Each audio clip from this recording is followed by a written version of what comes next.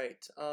This morning I want to do a quick screen recording, just a quick tip on something that we've all run into from time to time, and it's super frustrating.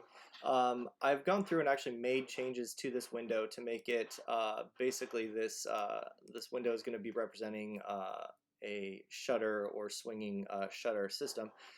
So I've created the new custom door leaf and I've applied it to this window and I've gone through and made all the changes. It looks the way I want in plan, 3D and everything. I'm ready to say okay, um, but I forgot to reserve it.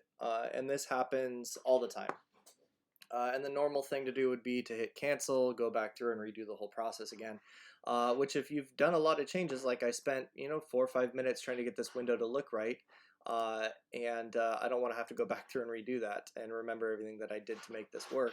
I'm just going to go into the favorites here, and down here at the bottom, I can say that this is going to be a new favorite.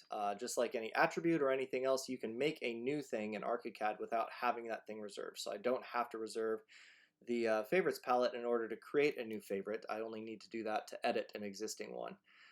So here I'm going to just call this shutter doors and say okay. Now here's that shutter door window. Now obviously I still have to cancel out of this, but once I'm canceled out I can say reserve this thing, go back into the settings, and here in the favorites is that shutter door window type that I had just gone through and created. So now here in floor plan that looks right, and here in 3D that looks right, and I didn't have to waste any time redoing this particular window. Anyway, I hope some of you find that useful.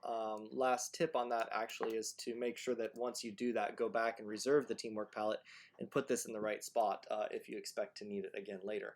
Otherwise, just go ahead and delete it off of the favorites palette.